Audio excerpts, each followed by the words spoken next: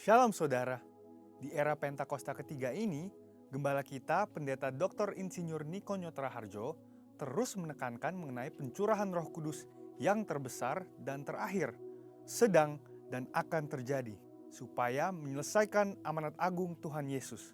Nah, kita perlu memahami bahwa amanat agung bukan hanya mengenai penginjilan untuk membawa orang-orang yang belum bertobat masuk ke dalam Kristus, namun mengenai mengajar orang-orang percaya supaya menjadi serupa dengan Kristus. Bagaimana hal tersebut dapat terjadi?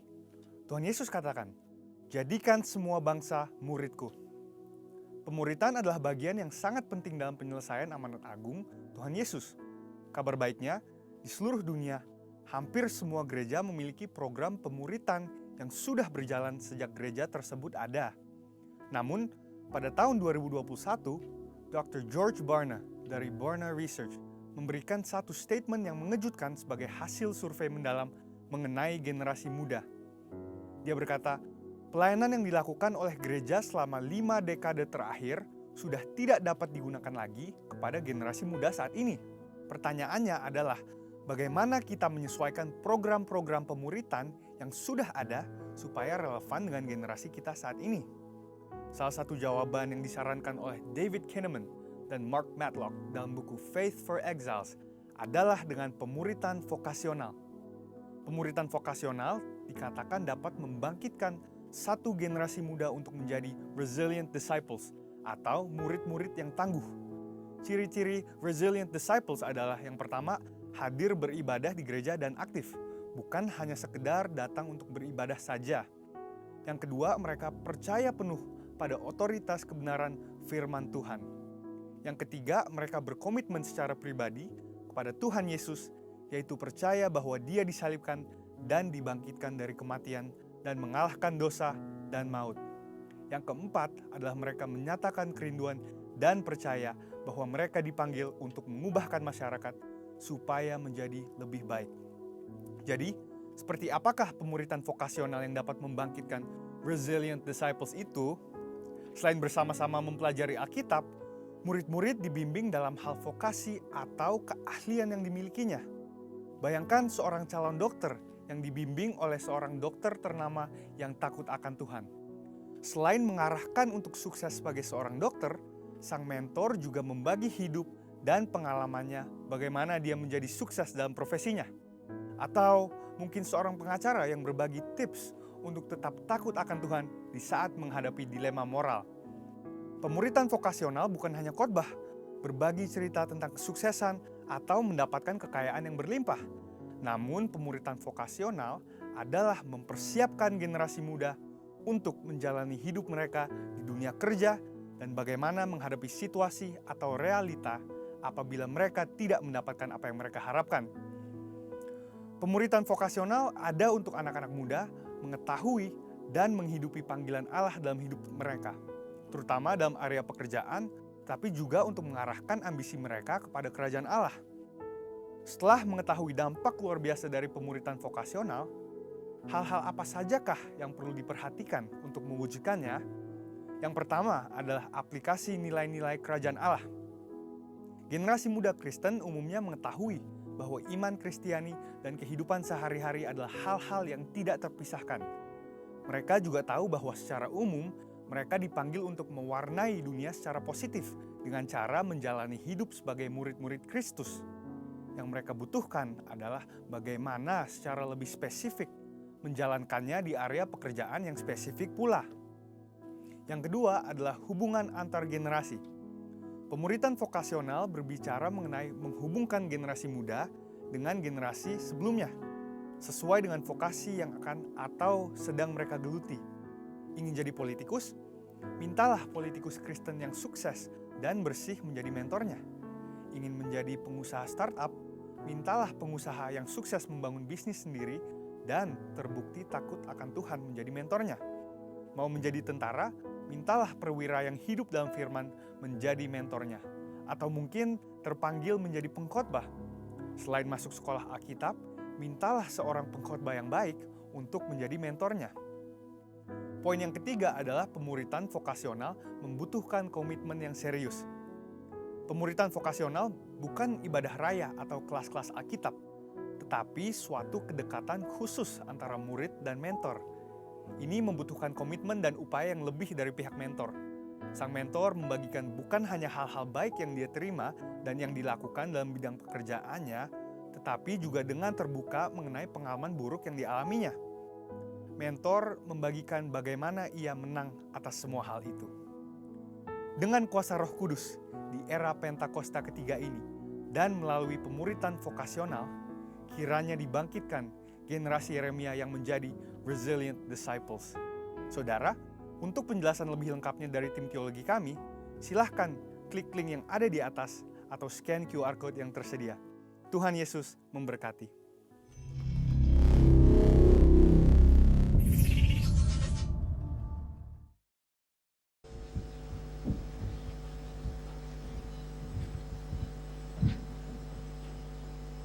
Shalom saudara yang dikasihi Tuhan, selamat pagi. Bagaimana kabarnya pagi hari ini? Puji Tuhan. Sebelum kita mulai ibadah, mari kita bangkit berdiri untuk mendeklarasikan Mazmur 91 dalam lindungan Allah. Orang yang duduk dalam lindungan yang maha tinggi dan bermalam dalam naungan yang maha kuasa akan berkata kepada Tuhan, tempat perlindunganku dan kubu pertahananku, Allahku yang ku percayai. Sungguh dialah yang akan melepaskan engkau dari jerat penangkap burung, dari penyakit sampar yang busuk. Dengan kepaknya ia akan menudungi engkau, di bawah sayapnya engkau akan berlindung. Kesetiaannya ialah perisai dan pagar tembok. Engkau tak usah takut terhadap kedahsyatan malam, terhadap panah yang terbang di waktu siang, terhadap penyakit sampar yang berjalan di dalam gelap, terhadap penyakit menular yang mengamuk di waktu petang. Walau 1000 orang rebah di sisimu dan 10.000 di sebelah kananmu, tetapi itu tidak akan menimpamu. Engkau hanya menontonnya dengan matamu sendiri dan melihat pembalasan terhadap orang-orang fasik. Sebab Tuhan ialah tempat perlindunganmu, yang maha tinggi telah kau buat tempat perteduhanmu. Malapetaka tidak akan menimpa kamu dan tulah tidak akan mendekat kepada kemahmu. Sebab malaikat-malaikatnya akan diperintahkannya kepadamu untuk menjaga engkau di segala jalanmu. Mereka akan menentang engkau di atas tangannya, supaya kakimu jangan terantuk kepada batu. Singa dan ular tedung akan kau langkahi, engkau akan menginjak anak singa dan ular naga. Sungguh hatinya melekat kepadaku, maka aku akan meluputkannya, aku akan membentenginya, sebab ia mengenal namaku. Bila ia berseru kepadaku, aku akan menjawab. Aku akan menyertai dia dalam kesesakan. Aku akan meluputkannya dan memuliakannya. Dengan panjang umur akan kukenyangkan dia, dan akan kuperlihatkan kepadanya keselamatan daripadaku. Amin. Haleluya. Berikan tepuk tangan yang terbaik untuk Tuhan kita yang luar biasa. Shalom, selamat pagi semuanya. Shalom. Saya percaya kita semuanya akan diberkati sama Tuhan. Amin. Mari kita satukan hati di dalam doa. Shakala barata kala barata kala shikila barata kala barata kala bu shikila la la la la barata kala la la la shikila shakala bu shikila la la la la la la barata kala barata kala shik. Oh, kami undang Engkau Tuhan, kami undang Engkau Yesus.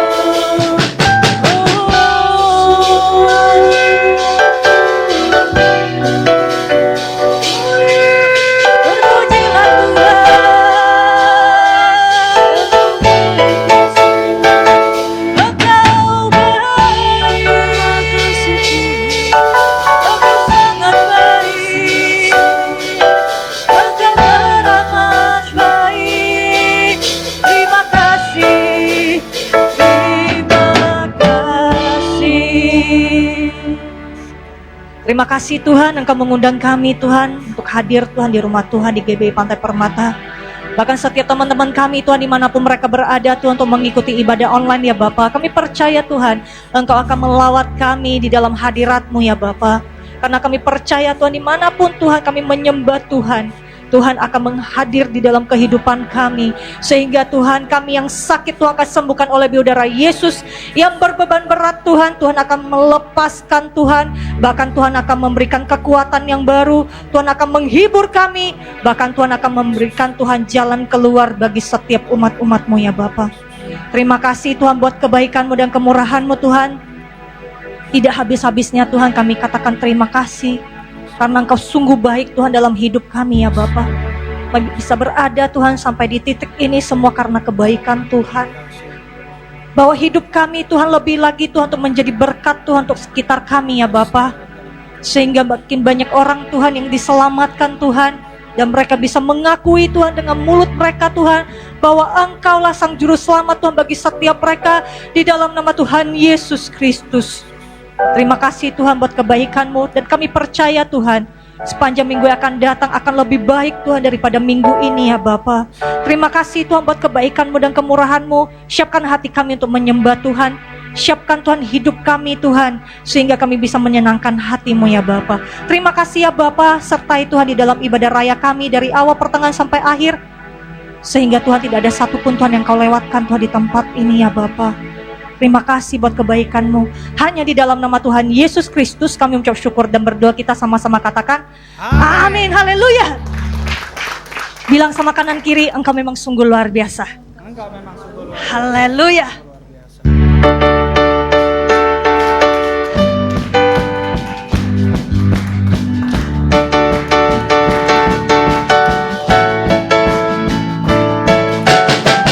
Terpujilah nama-Mu Tuhan, kuat dan penuh kemuliaan. Satu suara kami nyatakan, kebesaran-Mu tetap selamanya. Terpujilah nama-Mu Tuhan, ajaib dan penuh keagungan. Satu hati kami nyatakan, kerajaan-Mu kekal selamanya.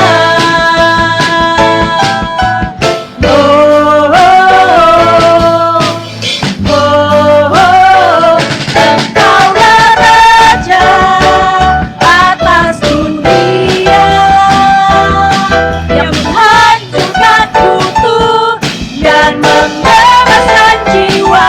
Kami bersorak, bertepuk tangan.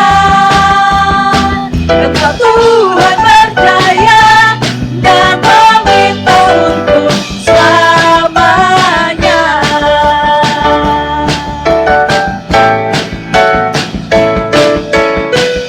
Terpujilah nama-Mu Tuhan, ajaib dan penuh keagungan. Satu hati kami nyatakan, kerajaan-Mu kekal selamanya. Oh, oh, oh, oh, Engkaulah Raja atas dunia, yang menghancurkan kutuk dan membebaskan jiwa.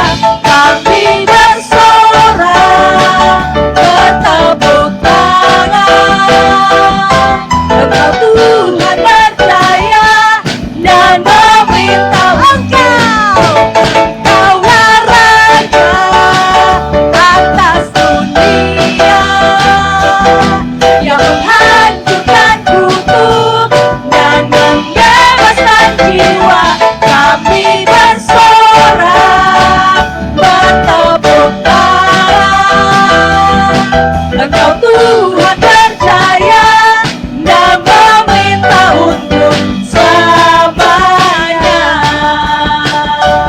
dan meminta untuk selamanya, dan meminta untuk selamanya. Haleluya. Masih semangat saudara? Amin. Amin. Haleluya.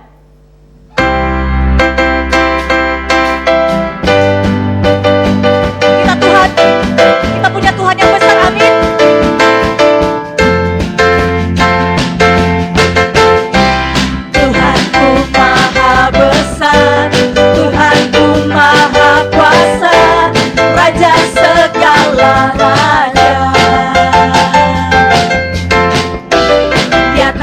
takkan tergoyahkan, dia takkan terkalahkan, dia hidup dan berkuasa. Serukan namanya, Yesus Tuhan Raja, segala kuasa tunduk dalam namanya. Yang luar biasa, perkasa mulia, Yesus nama di atas segala nama. Tuhanku maha besar, Tuhanku maha kuasa, Raja segala raja. Dia takkan tergoyahkan, dia takkan tergoyahkan, dia takkan terkalahkan, dia hidup dan berkuasa. Semena-mena, Yesus Tuhan Raja, segala kuasa tunduk dalam namanya. Yang luar biasa, perkasa mulia, Yesus nama di atas segala nama. Yesus nama di atas segala nama. Yesus nama di atas segala nama.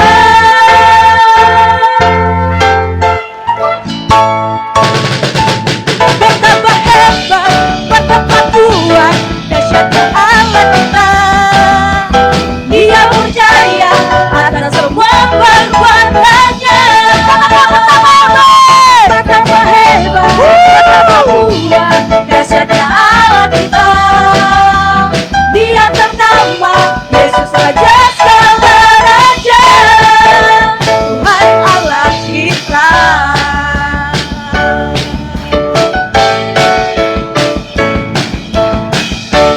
Berkuasa di bumi di surga,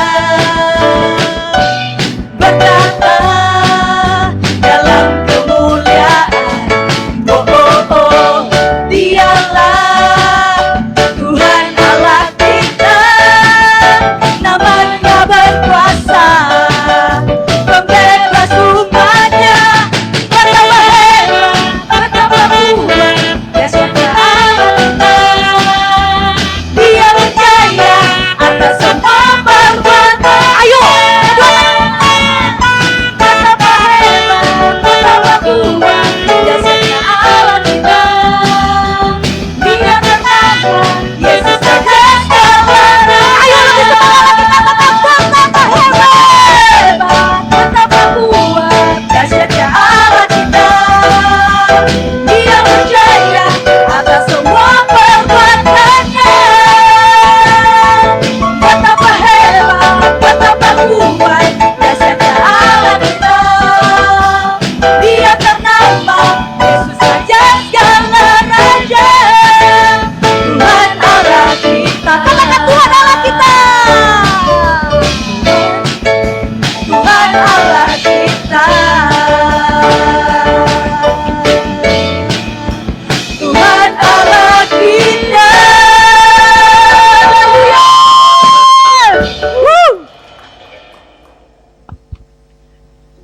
Kita akan sama-sama mendeklarasikan apa yang dimaksud dengan Pentakosta ketiga. 1. Pentakosta ketiga adalah pencurahan Roh Kudus yang dahsyat di zaman now, melebihi yang terjadi di Azusa Street. 2. Pentakosta ketiga akan mengakibatkan penuaian jiwa yang terbesar dan terakhir sebelum Tuhan Yesus datang kembali. 3. Pentakosta ketiga akan membangkitkan generasi Yeremia, yaitu anak-anak muda yang dipenuhi Roh Kudus, cinta mati-matian kepada Tuhan Yesus, tidak kompromi terhadap dosa, dan akan bergerak untuk memenangkan jiwa. 4. Pentakosta ketiga lahir di Indonesia dan bergerak ke bangsa-bangsa. Gerakan ini dari timur ke barat dan akan kembali ke Yerusalem. 5. Pentakosta ketiga akan memberikan kuasa untuk menyelesaikan amanat agung, dan setelah itu Tuhan Yesus datang kembali. Amin. Haleluya. Silakan duduk di dalam hadirat Tuhan. Ini waktunya kita akan memberi yang terbaik untuk pekerjaan Tuhan di tempat ini. Mari kita satukan hati di dalam doa. Syakala barata kala barata kala basyikila barata kala basyikilabu. Terima kasih ya Bapa buat kebaikan-Mu dan kemurahan-Mu Tuhan. Kami mau memberi yang terbaik untuk pekerjaan Tuhan di tempat ini ya Bapa. Dan setiap anak-anak-Mu Tuhan yang akan kembalikan persepuluhan, persembahan khusus, persembahan ucapan syukur, setiap tangan-tangan yang akan memberi Tuhan, Engkau kembalikan Tuhan 100 kali lipat ke lumbung setiap anak-anak-Mu ya Bapa.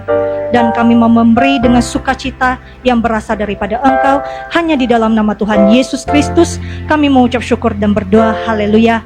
Amin. Selamat memberi semuanya.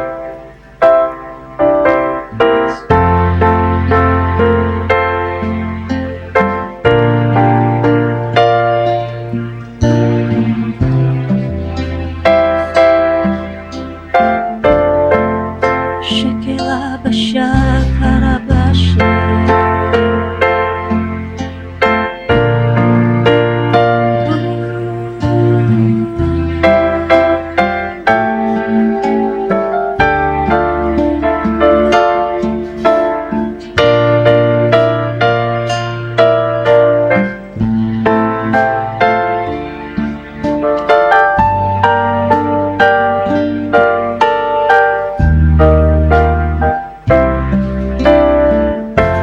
Kemanakah kami mencari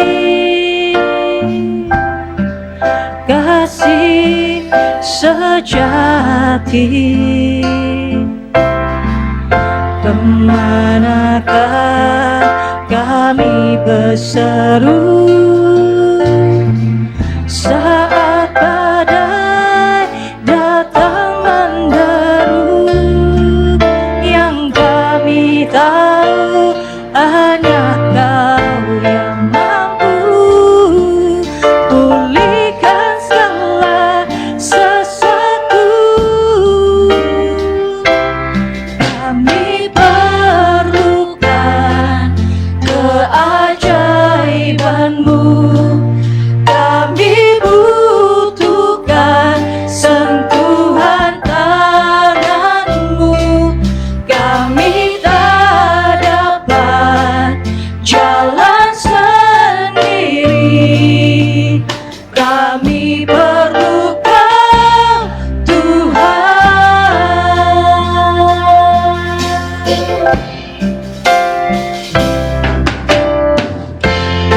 Kemanakah kami mencari kasih sejati? Kemanakah kami berseru saat badai datang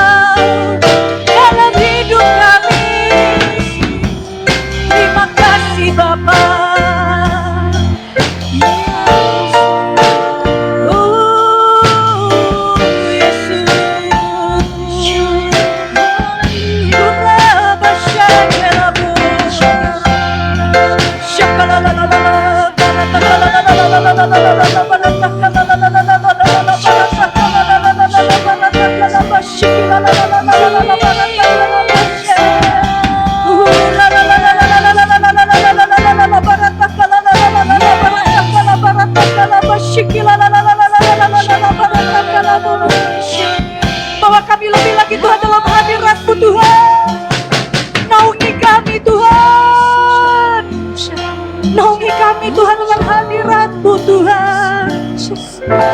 Oh Yesus, pegang erat kami Bapa.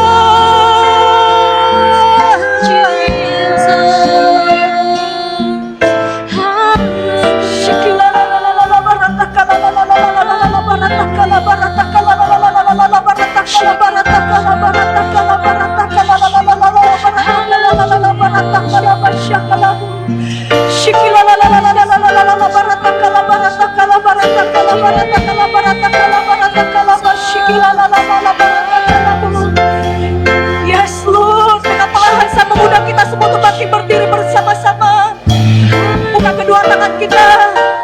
Bila waktu yang singkat ini kita bisa membangun hubungan kita dengan Tuhan. Bagi yang bisa bahasa roh, ayo bangun roh kita bersama-sama. Bagi saudara yang masih belum bisa berbahasa roh, memuji, memuliakan Dia, mengagungkan Dia. Engkau sungguh baik Tuhan.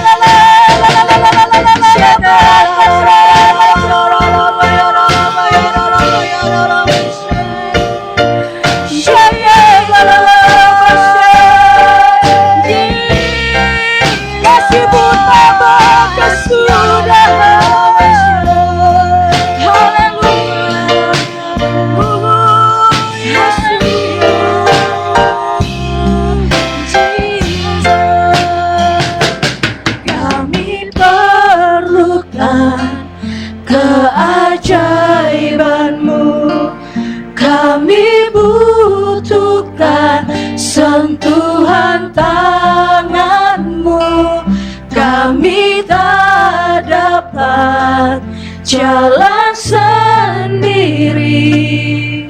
Kami perlu Kau Tuhan. Katakan lebih sungguh-sungguh. Kami perlukan keajaiban-Mu.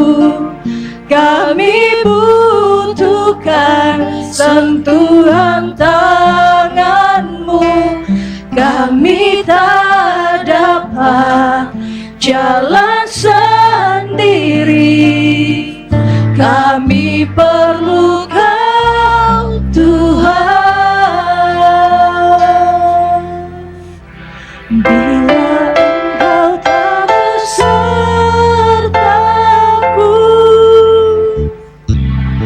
ku tak mau berjalan.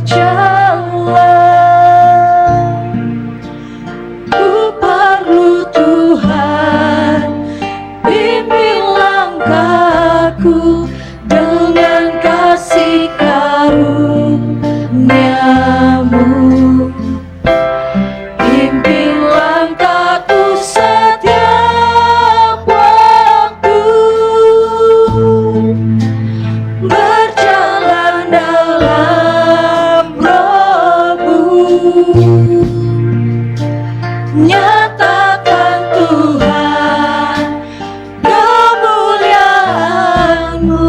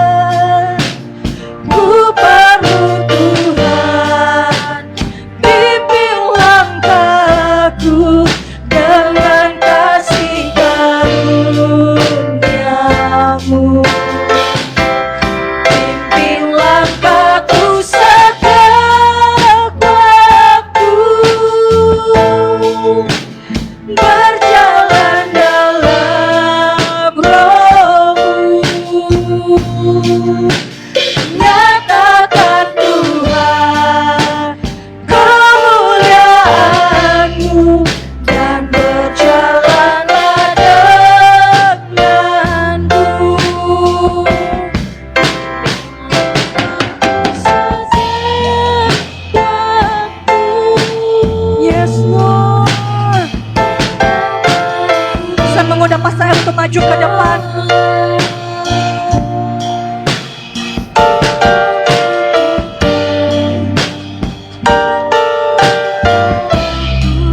Dengan kasih karunia-Mu, pimpin langkahku setiap waktu, berjalan dalam Roh-Mu. Nyatakan Tuhan kemuliaan-Mu, dan berjalanlah denganku.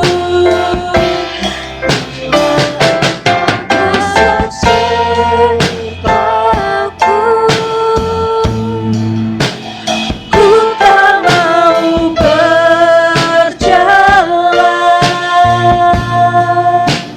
ku perlu Tuhan, pimpin langkahku dengan kasih karunia-Mu. Pimpin langkahku setiap waktu, berjalan dalam Roh-Mu. Nyatakan Tuhan kemuliaan-Mu, dan berjalanlah denganku. Nyatakan Tuhan. Nyatakan Tuhan kemuliaan-Mu, dan berjalanlah denganku. Nyatakan Tuhan. Nyatakan Tuhan kemuliaan-Mu, dan berjalanlah denganku. Beri kemuliaan buat Tuhan. Korata kararabasti kiralabasya kararabasya. Kurialabasya kirarabasya kararabasya kirarabasya. Horanata kararabasti kiralabasya. Jangan berdiam, ayo sembah Yesus, Dia hadir tengah-tengah kita. Sembah Yesus, berikan pujian penyembahan yang terbaik. Bermasmur, bermasmur. Horata kararabasti kiralabasya kararabasya kiralabasya. Kau baik Yesus, Kau baik Yesus, Engkau baik Yesus. Horarabasti kiralabasya kararabaya ralabasya kiralabasya. Kiralabasya kiralabasya kararabasya kiralabasya. Terima kasih Yesus, terima kasih Yesus, terima kasih, terima kasih, terima kasih Yesus. Pasti kita rabasya kararabaya ralabaya ralabaya ralabaya ralabaya ralabaya. Orang pasti kita rabasya kararabaya ralabaya. Kita kararabasya ralabasya kararabasya. Orang rabasya kiralabasya. Jesus, Jesus, Jesus, Jesus.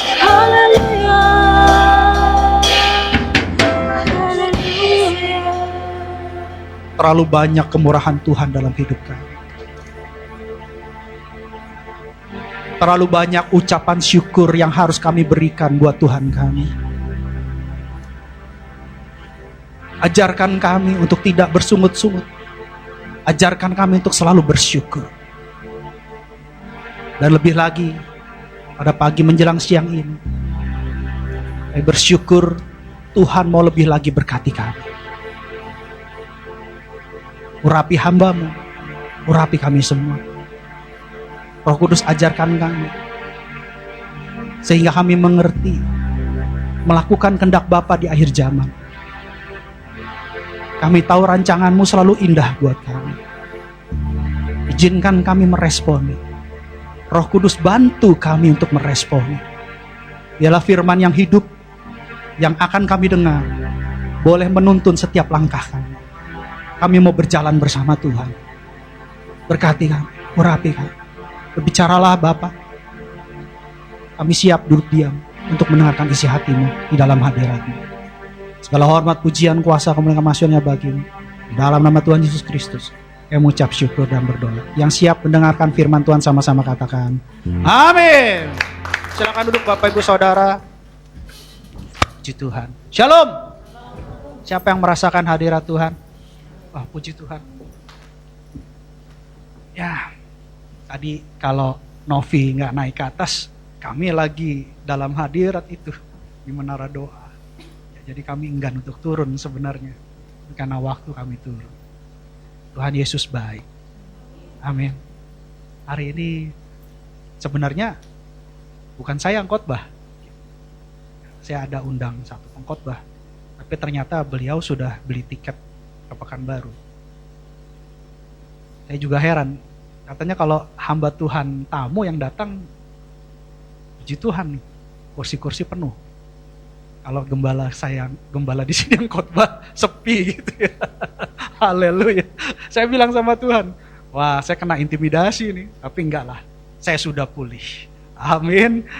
Kita semua sudah pulih, amin. Jadi saya kira enggak ada yang kebetulan dalam hidup ini. Hari ini kita akan diberkati dengan firman Tuhan. Temanya akan saya kasih di tengah-tengah atau di akhir. Karena menurut saya temanya ini agak umum tapi spesial. Karena terkadang kita nggak menyadari kebaikan Tuhan dalam hidup kita. Saya mau tanya, pengamen kalau dikasih 2.000 bilang apa? Terima kasih. Ada nggak pengamen dikasih 2.000 marah-marah? Kalau nggak dikasih marah-marah ya. Kalau dikasih 2.000 bilang terima kasih. Kalau dikasih cek 1 juta?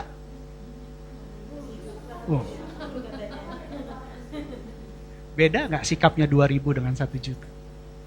Beda ya. Kalau kita dikasih hadiah ulang tahun, bilang apa? Bersyukur gak? Tapi kalau kita di saat-saat kita mau mati, tiba-tiba Tuhan kasih mujizat kita sembuh. Lebih bersyukur mana dibandingkan kita terima hadiah ulang tahun? Oh yang benar. Oh yang benar. Oh gitu ya. Ya. Pola pikir orang yang diperbaharui akan seperti itu. Sesuatu yang dikasih Tuhan itu lebih berharga daripada apa yang diberikan oleh dunia. Tapi sayangnya tidak semua orang boleh mempunyai kacamata sorga yang sama. Apa yang Tuhan lihat belum tentu apa yang kita lihat. Hari ini kita akan belajar tentang firman Tuhan yang sangat memberkati saya dan saudara-saudari sekalian. Dan saya percaya dengan melakukan kehendak Bapa yang satu ini, bukan hanya iman, pengharapan, dan perbuatan yang kita pernah dengar beberapa minggu lalu yang Roh Kudus sampaikan, tapi iman, pengharapan, perbuatan, bahkan keselamatan. Ada lanjutannya, saya baru tahu dapat lanjutan serinya tuh di minggu ini. Ya, langsung kita buka firman Tuhan Lukas 17 ayat 12. Lukas 17 ayat 12. Jadi ceritanya begini. Yesus melanjutkan perjalanan ke arah Yerusalem. Tapi dalam perjalanannya dia melewati perbatasan Samaria dan menyusuri Danau Galilea. Jadi karena melewati perbatasan Samaria dan menyusuri Danau Galilea berarti ada beberapa orang yang dia temui. Baik orang Samaria maupun orang Israel itu sendiri. Ingat, orang Samaria bukan orang Israel. Terjadi perubahan warga yang tinggal di Samaria pada zaman penjajahan Israel, penjarahan Israel. Pada saat itu bangsa Israel di Samaria diangkut, dipindahkan, dan ditukar dari wilayah yang dipindahkan kembali ke Samaria. Jadi artinya ada pertukaran warga. Nanti bisa baca di kitab Raja-Raja. Jadi orang Samaria bukan orang Israel asli. Makanya orang Israel dan orang Samaria selalu menganggap mereka berbeda. Orang Israel menganggap bahwa orang Samaria adalah Gentile, non-Yahudi.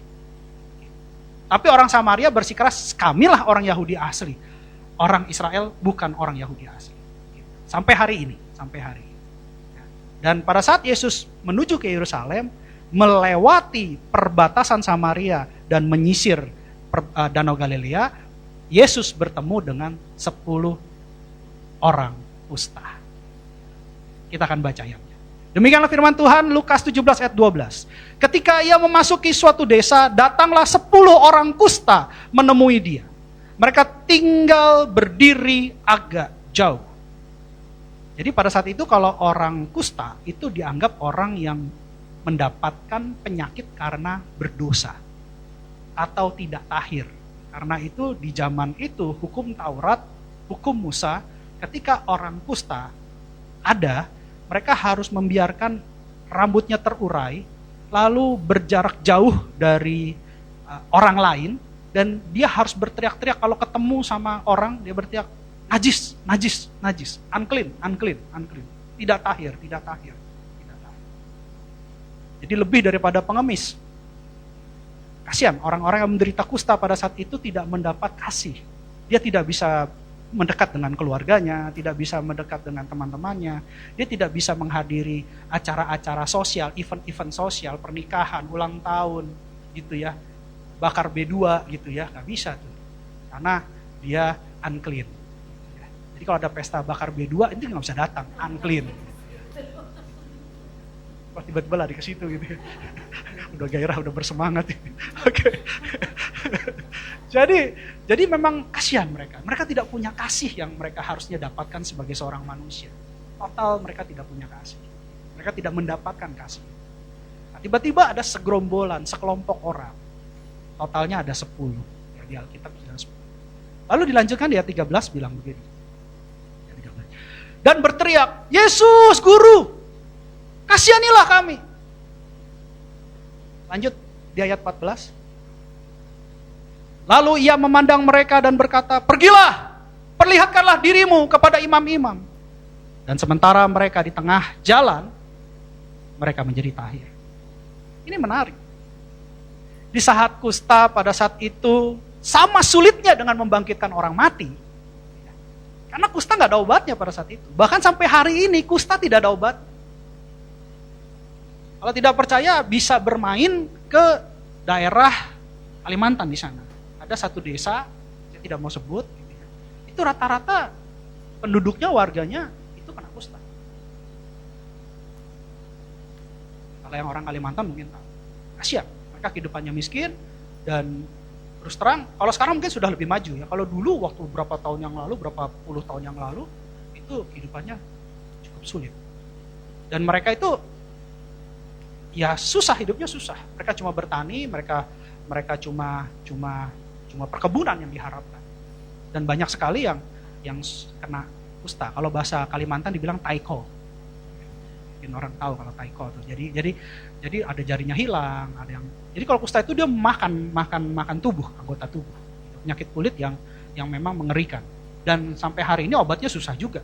Zaman itu lebih susah lagi. Jadi kusta itu sangat mengerikan.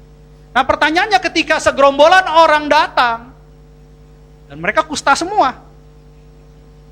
Yang menarik adalah, coba mundur satu ayat 13. Yang menarik adalah ketika dia panggil Tuhan Yesus, dia panggil Guru. Yesus Guru.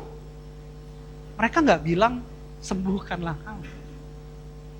Mereka hanya bilang kasihanilah kami. Menarik untuk direnungkan. Kalau memang mereka membutuhkan kesembuhan, kenapa nggak mereka bilang, Yesus Guru, sembuhkanlah kami. Atau ketika mereka karena jauh dari kehidupan sosial, mereka hanya mengharapkan belas kasihan orang-orang di sekitar dan keluarga terdekat yang memberikan makanan dari jauh.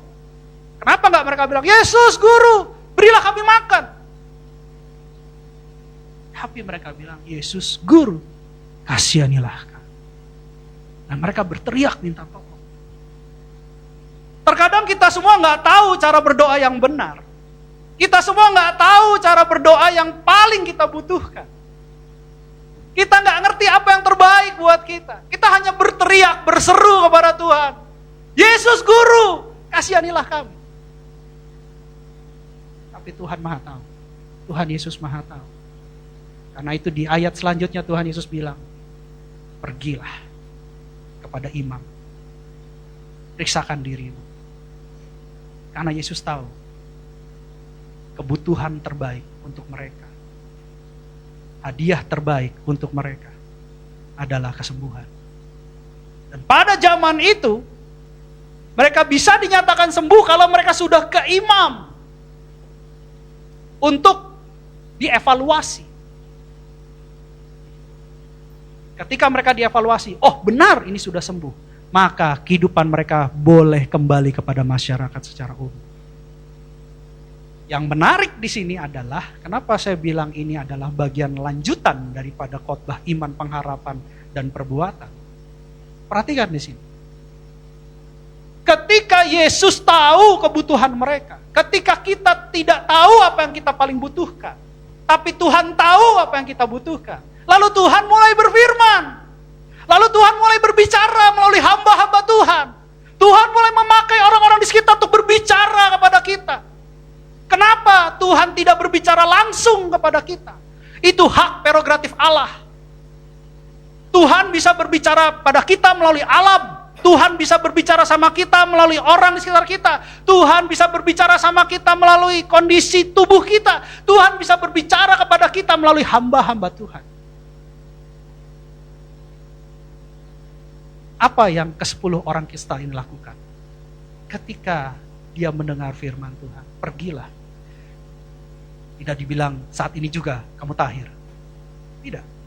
Pergilah dan tunjukkanlah dirimu kepada imam.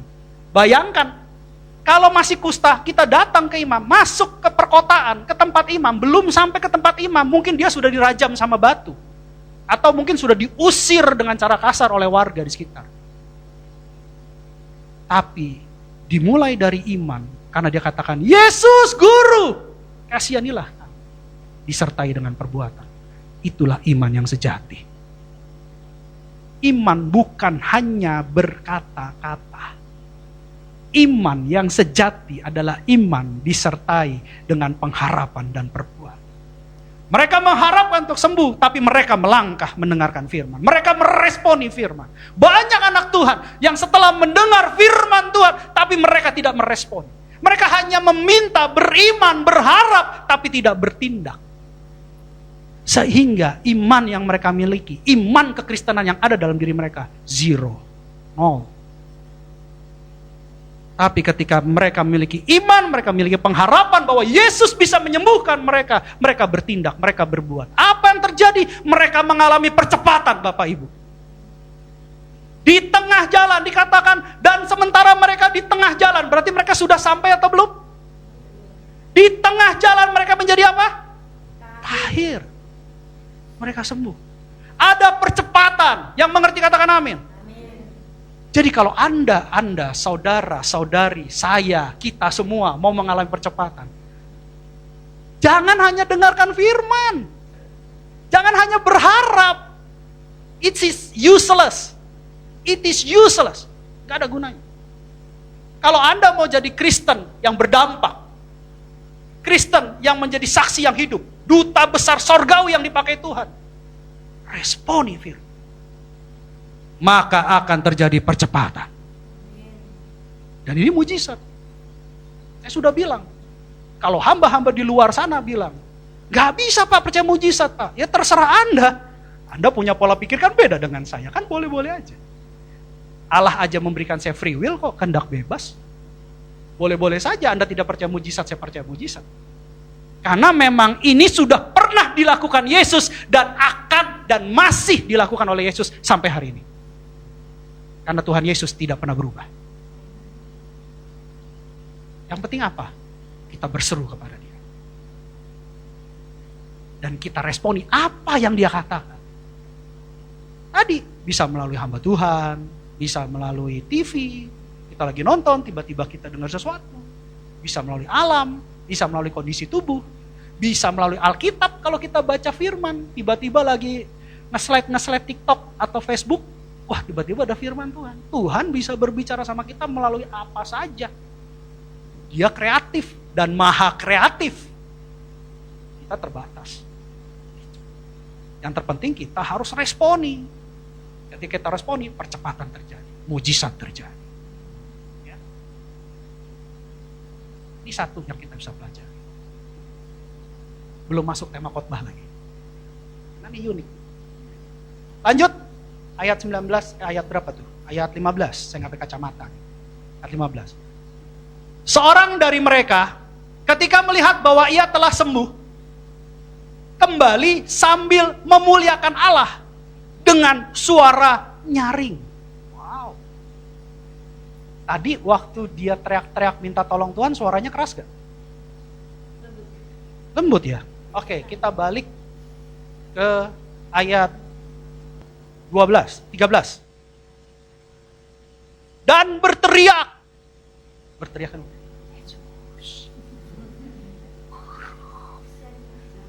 Kasihanilah kami. Itu berteriak dengan lembut.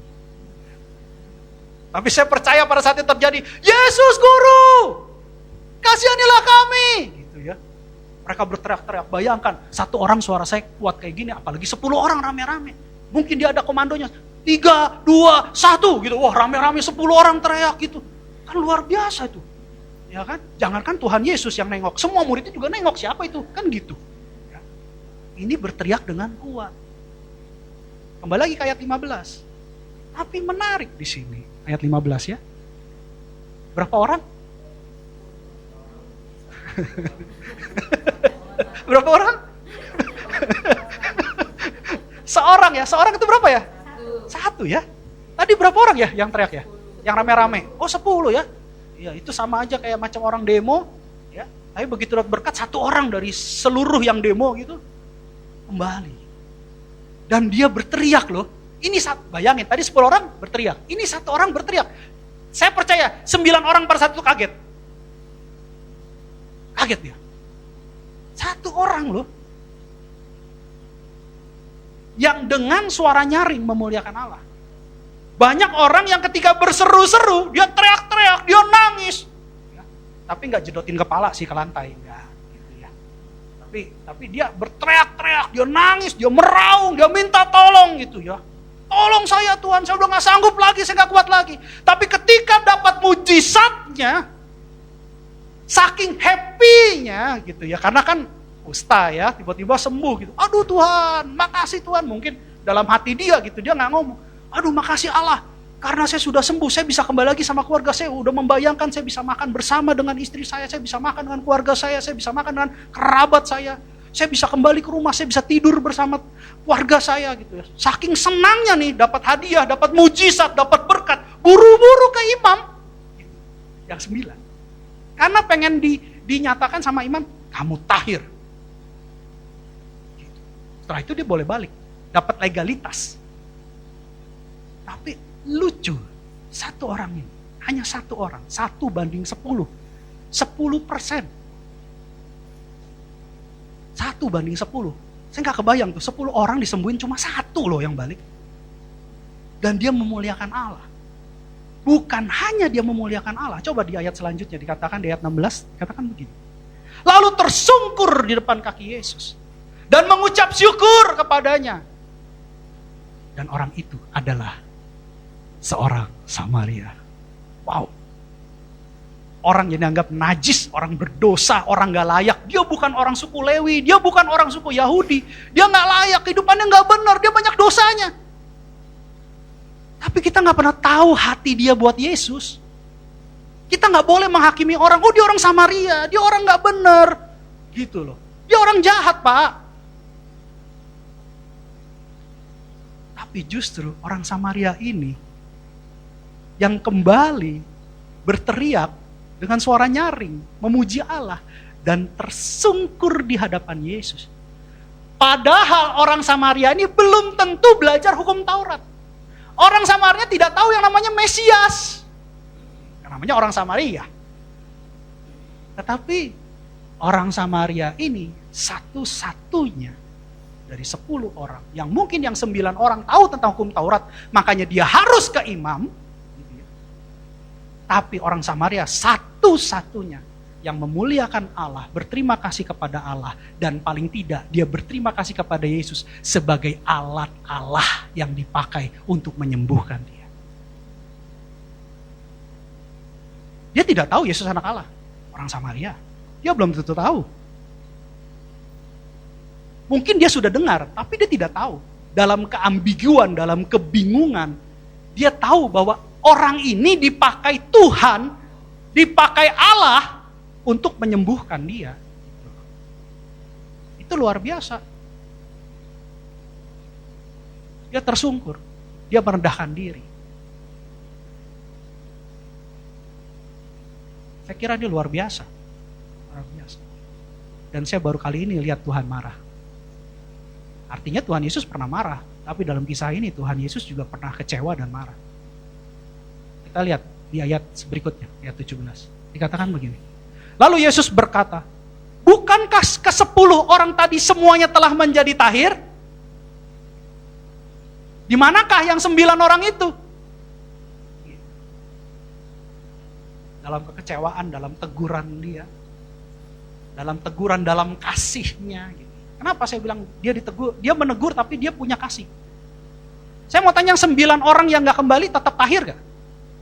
Tetap. Sekalipun Tuhan Yesus kecewa, Tuhan Yesus sedih mungkin ada marah, tapi berkat yang diberikan tetap termaterai. Itu Tuhan Yesus kita. Dia tidak tarik kesembuhan yang dia berikan. Karena ke-9 orang tadi tidak balik, maka sekarang juga unclean. Tidak. Tetap yang 9 tetap jadi tahir. Tapi dia tanya, bukankah tadi semuanya ada 10? Di mana yang 9? Lanjut ayat 18. Tidak adakah di antara mereka yang kembali untuk memuliakan Allah selain daripada orang asing ini? Orang asing. Ya, kita kadang-kadang menghakimi orang asing. Dia bukan bagian kita, orang asing dia. Kita menghakimi. Kita lebih benar, kehidupan kita lebih benar gitu. Tapi kita gak pernah tahu hati orang itu sama Tuhan. Jangan pernah menghakimi orang. Gak boleh kita menghakimi. Apa yang Tuhan nyatakan halal tidak boleh kita nyatakan haram. Allah bilang begitu. Dan dalam kisah ini Tuhan bilang, nah, jangan kamu anggap orang-orang Samaria itu tidak punya kerendahan hati di hadapan Tuhan.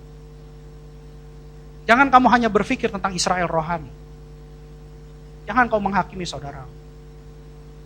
Karena ketika kamu menghakimi, ukuran itu akan dipakai kepada kamu. Saya lihat di medsos banyak sekali pendeta menghakimi pendeta. Saya sih gak ikut-ikut. Biar aja nanti masing-masing tanggung jawab aja sama Tuhan Yesus. Saya gak ikut-ikut. Gitu ya. Jadi penting nih. Ini penting.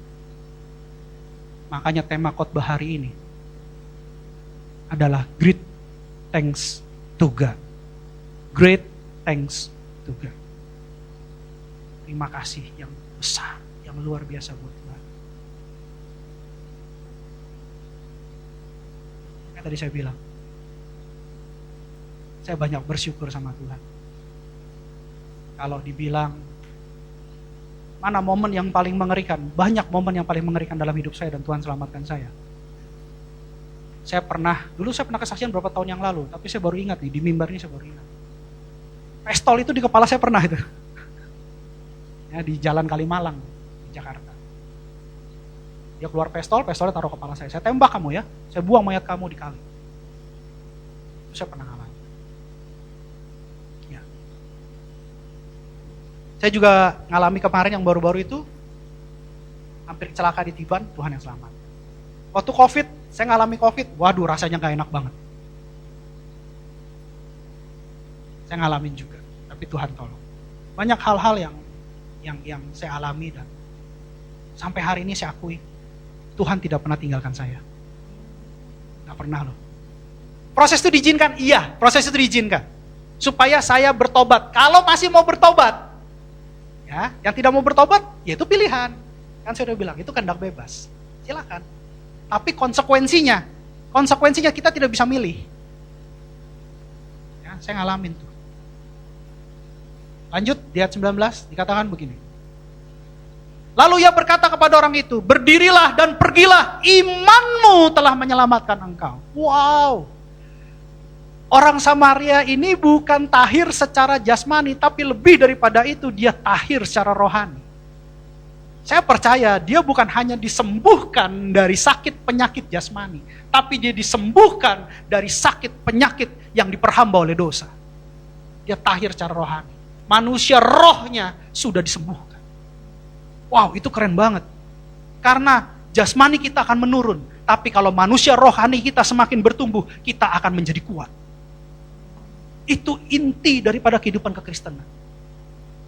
Wajah boleh menua, rambut boleh memutih, tapi kalau spirit Tuhan di sini menyala-nyala, kita bisa lompat-lompat. Muka kenceng, wajah ganteng, rambut gelombang bagaikan gunung Gilead. Tapi muji nyembah cuma nenek-nenek, haleluya, ini coba. Kenapa? Rohnya belum bertumbuh, rohnya belum dewasa.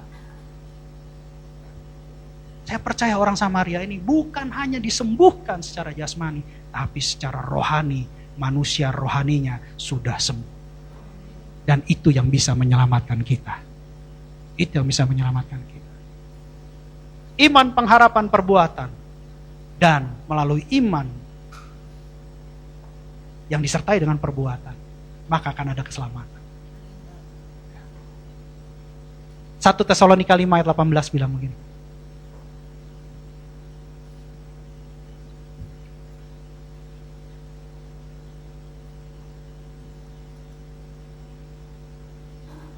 Satu Tesalonika 5 ayat 18.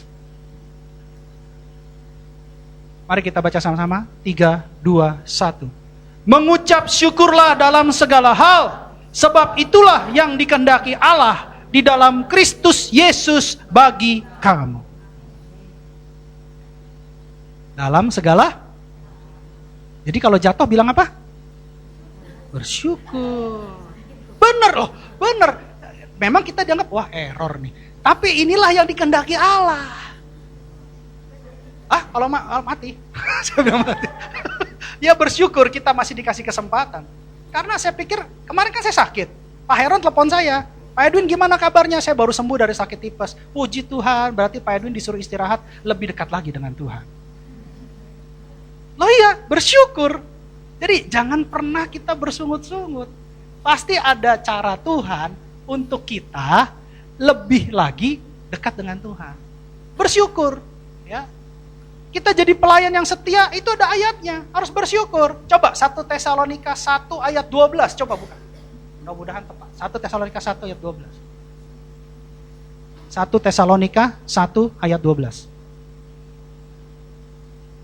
Gak ada ya? Oh berarti 1 Tesalonika 12 ayat 1 dibalik, coba. Saya gak bawa Alkitab, saya lupa bawa Alkitab, tadi buru-buru. 12, ada gak? 1 Tesalonika 12 gak ada ya? Coba, sorry ya, saya lihat handphone nih, karena memang saya gak bawa.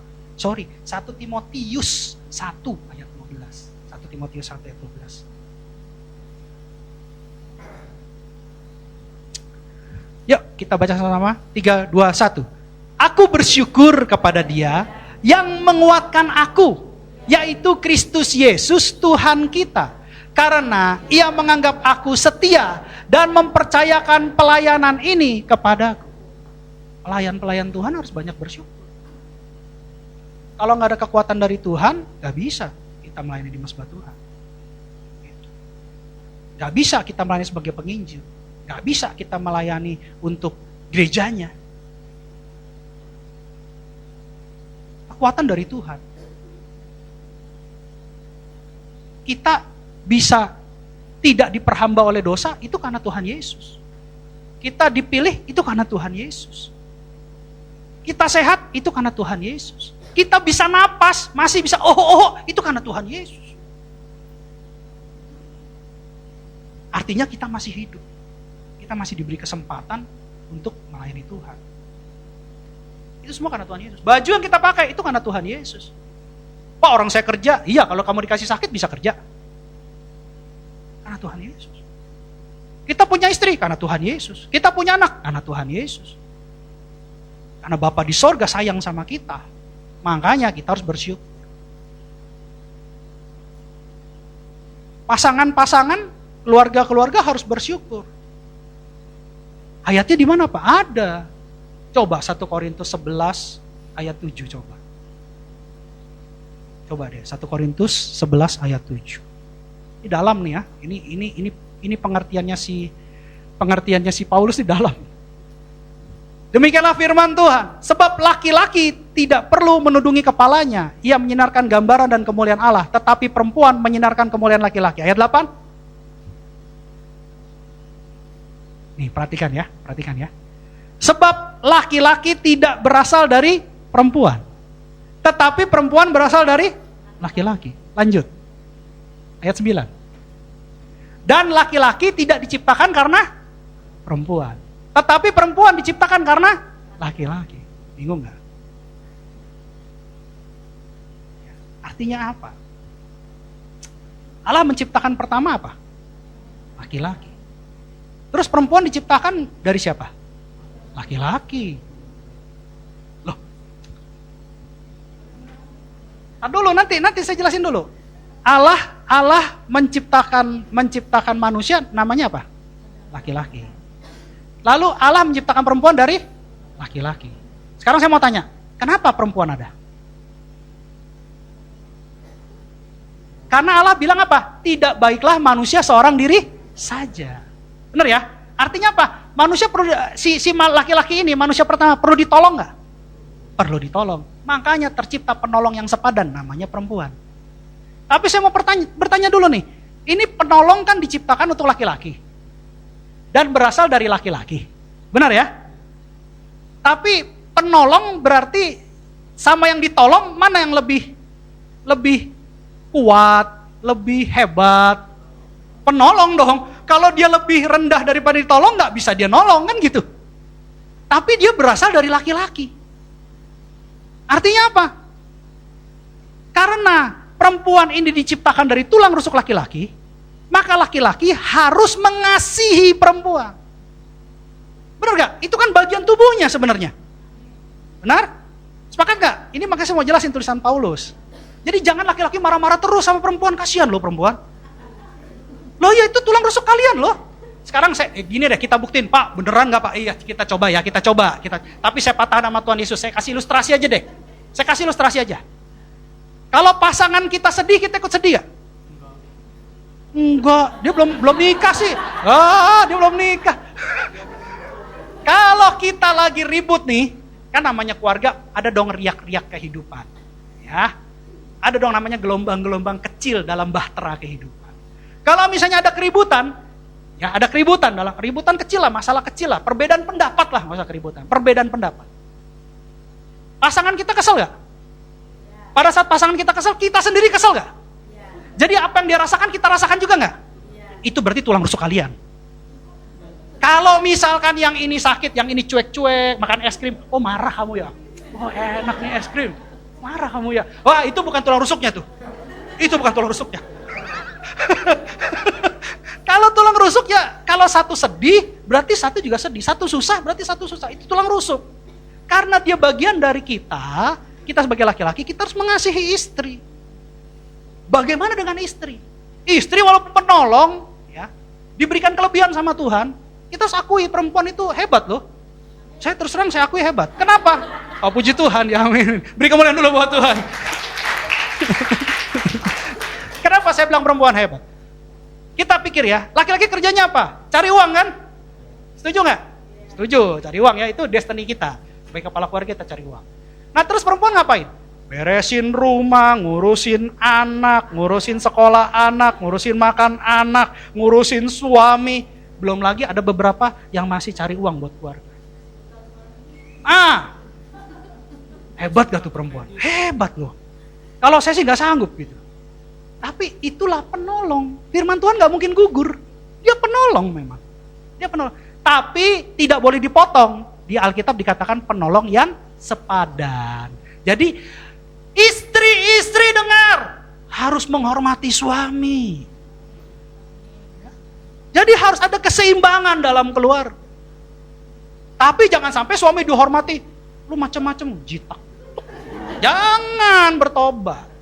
Disayang, aduh kamu kenapa? Kamu stres ya?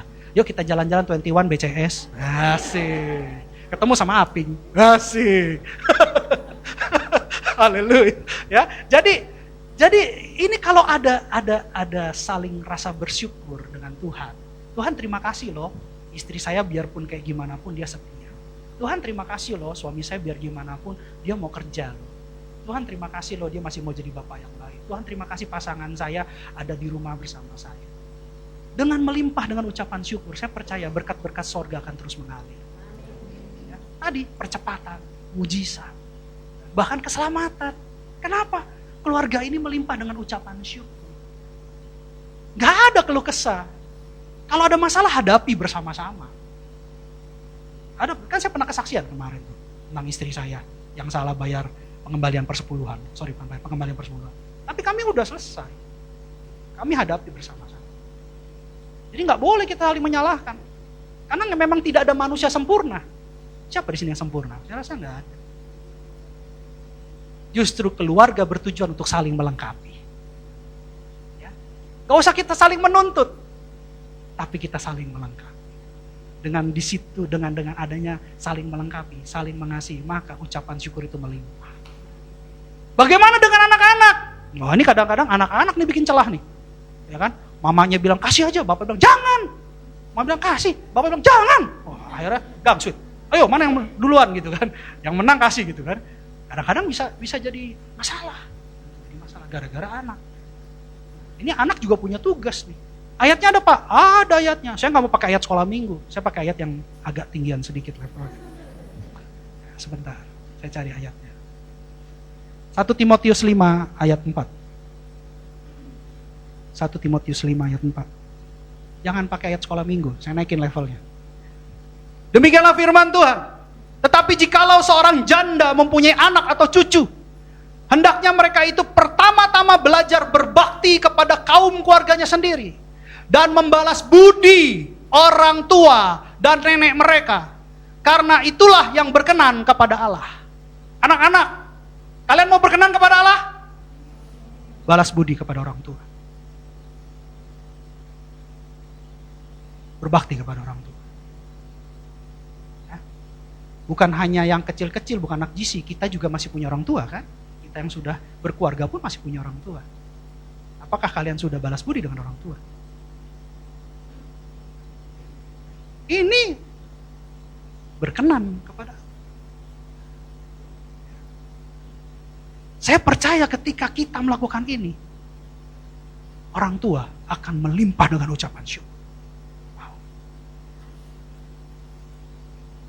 Tapi bukan berarti ketika anak kita mungkin ada sedikit perbedaan pendapat dengan kita, lalu kita musuhin. Ingat nih firman Tuhan, tadi Pak Gembala bilang, baca tuh Alkitab, 1 Timotius 5 ayat 4. Jangan. Kita doakan, tetap melimpah dengan ucapan syukur. Terima kasih Tuhan, hamba-Mu bersyukur buat anak yang Kau berikan. Hamba percaya anak ini akan menjadi keturunan ilahi, yang jadi berkat buat banyak orang. Lepaskan doa berkat dengan ucapan syukur. Tadi mengucap syukur dalam segala hal. Ya. Jangan bersungut-sungut, jangan denger-dengeran sama orang-orang dunia. Oh ini salah, itu salah, ini gak benar, ini gak, pokoknya ini di luar kebenaran nih. Udahlah, kita kan punya Tuhan. Kita kan penuh dengan Roh Kudus. Ngomong-ngomongan aja sama Tuhan. Gitu. Daripada kita terjebak. Ingat, pergaulan buruk merusakkan kebiasaan baik. Hati-hati di luar sana. Banyak orang menyimpang-nyimpangkan dan Tuhan bilang penyesatan pasti ada dan pasti akan terjadi sebelum menjelang kedatangan Tuhan Yesus yang kali kedua. Karena lebih gencar lagi. Orang jemaat disuruh menyimpang kok. Dengan membawa firman, kedengkian kepada hamba Tuhan tapi dengan memakai firman. Diputar balikan itu firman. Aduh, saya bilang Tuhan Yesus ampuni mereka. Dan yang lebih hebatnya lagi itu para gembala dan pendeta, mohon maaf.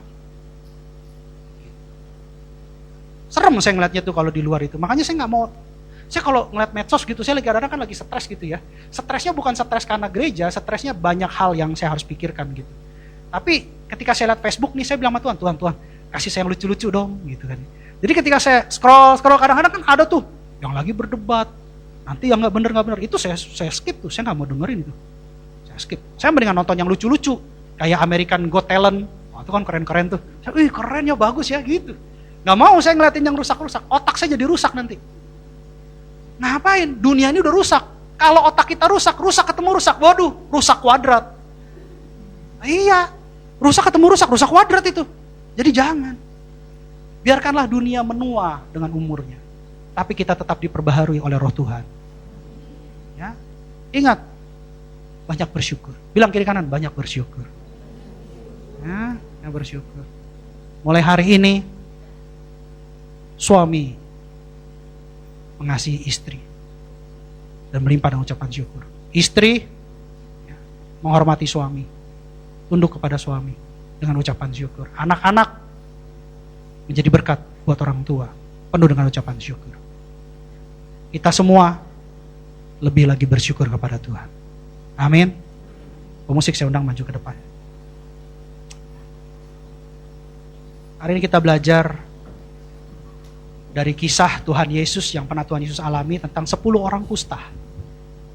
Dan saya amat percaya kita semua di sini adalah satu orang yang kembali memuliakan Allah. Dari kecil kita diajarkan untuk tahu terima kasih sama orang tua. Lebih-lebih lagi kepada Tuhan. Terlalu banyak yang dia kerjakan buat kita.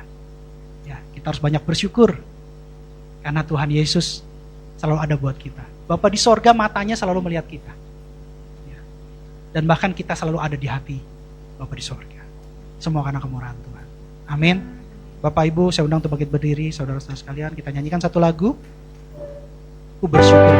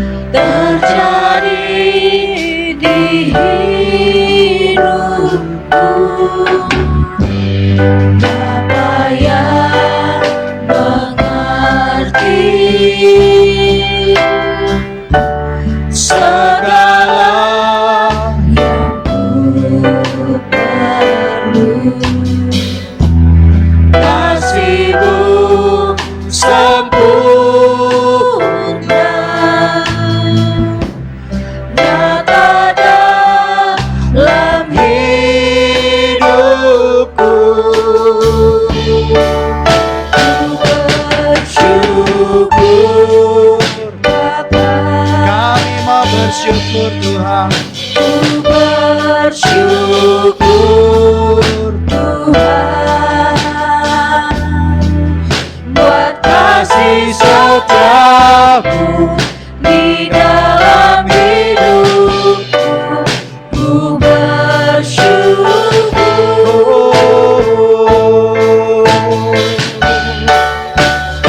bersyukur. Yesus, ku bersyukur Tuhan, buat kasih setiamu di dalam hidupku. Ku bersyukur, ku bersyukur, ku bersyukur Bapa. Terima kasih Tuhan.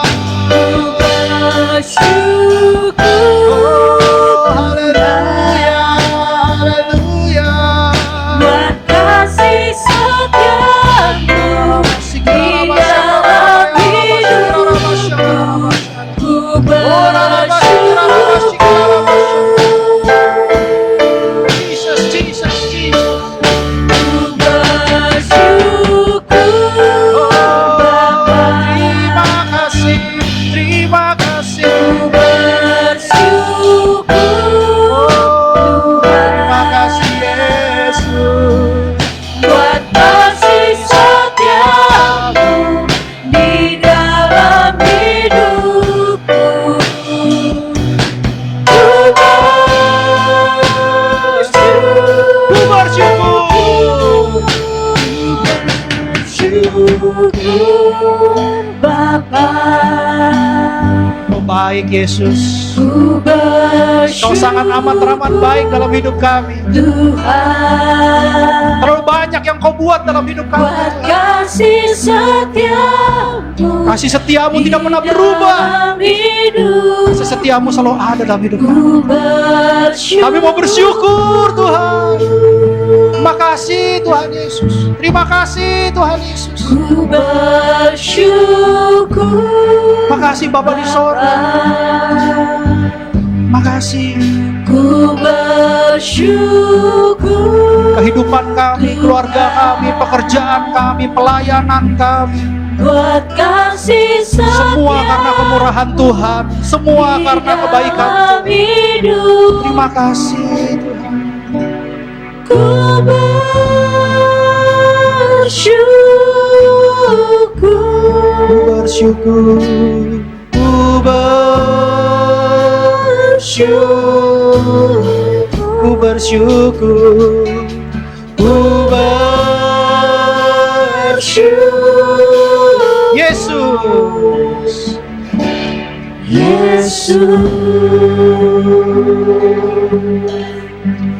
Terima kasih buat firman yang sudah mengingatkan kami bahwa salah satu kehendak Allah Bapa adalah mengucap syukur dalam nama Tuhan Yesus. Kiranya berkati kami semua sehingga mulai saat ini bibir mulut kami selalu melimpah dengan ucapan syukur. Terlalu banyak yang Kau buat dalam hidup kami. Engkau sudah menyediakan kasih-Mu, Engkau sudah menyediakan kebutuhan kami, Engkau menjawab seru doa kami, semua karena kemurahan Tuhan. Sudah amat layak kami bersyukur kepada-Mu Tuhan. Limpahkan rasa syukur itu ke dalam diri kami, sehingga kami, jemaat dan pengerja-Mu yang ada di gereja-Mu, selalu melimpah dengan ucapan syukur di dalam nama Tuhan Yesus. Terima kasih Bapa yang baik. Terima kasih Tuhan Yesus. Terima kasih Roh Kudus. Saya percaya kami sudah diperbaharui di dalam nama Tuhan Yesus. Kasih Tuhan. Mari kita siapkan hati kita untuk menerima berkat yang terbaik dari Tuhan. Kekasih-kekasih Kristus, sama seperti engkau membuka kedua tanganmu dan pintu hatimu di hadapan Tuhan, pintu surga terbuka di hadapan. Ulanglah, terimalah berkat kekudusan, berkat keselamatan, berkat mujizat yang kreatif, berkat kemenangan, berkat keberhasilan, berkat keberuntungan, berkat kesehatan yang sempurna, kasih karunia Allah yang melimpah-limpah dan shalom dari Allah Bapa kita di surga melalui Tuhan kita Yesus Kristus dan persekutuan yang manis bersama dengan Roh Kudus mulai saat ini sampai Tuhan Yesus Kristus menjemput kita di awan-awan yang permai. Sebagai orang percaya yang sudah menerima berkat Tuhan, mari sama-sama katakan amin. Selamat hari Minggu, Tuhan Yesus berkati. Shalom.